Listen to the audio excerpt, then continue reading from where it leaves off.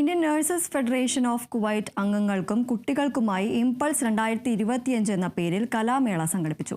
അബ്ബാസിയ United Indian സ്കൂളിൽ നടന്ന കലാമേളയിൽ വിവിധ ഇനങ്ങളിലായി ഏകദേശം 300ഓളം മത്സരാർത്ഥികൾ പങ്കെടുത്തു.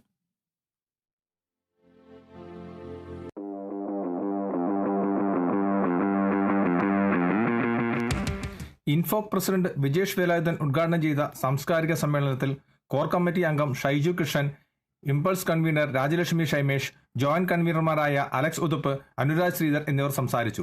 ഇൻഫോക് ജനറൽ സെക്രട്ടറി ജോബി ജോസഫ് സ്വാഗതവും ട്രഷറർ മുഹമ്മദ് ഷാ നന്ദിയും അറിയിച്ചു.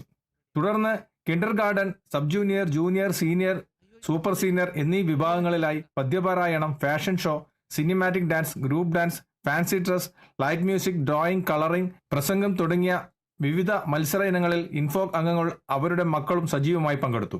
സൂപ്പർ സീനിയർ വിഭാഗത്തിൽ വന്ദന രാജീവും, സബ് ജൂനിയർ വിഭാഗത്തിൽ നൈനിക ജയേഷും വ്യക്തിഗത ചാമ്പ്യന്മാരായി. എല്ലാ പരിപാടികളും ഉയർന്ന നിലവാരം പുലർത്തിയതായും ജോലി തിരക്കുകൾക്കിടയിലും ഇത്തരം സാംസ്കാരിക പ്രവർത്തനങ്ങൾക്ക് സമയം കണ്ടെത്തിയ നഴ്സുമാരുടെ സമർപ്പണം അഭിനന്ദനാർഹമാണെന്നും വിധികർത്താക്കൾ അഭിപ്രായപ്പെട്ടു.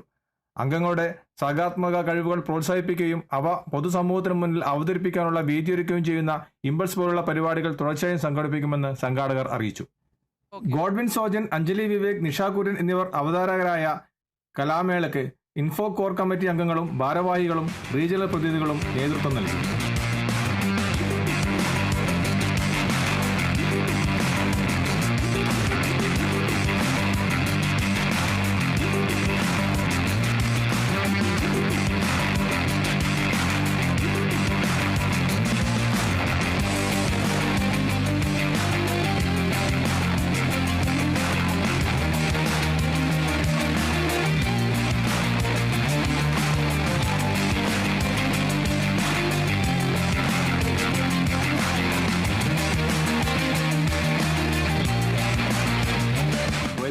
കേരള വിഷന് വേണ്ടി IV സുനേഷ്, വെങ്ങര.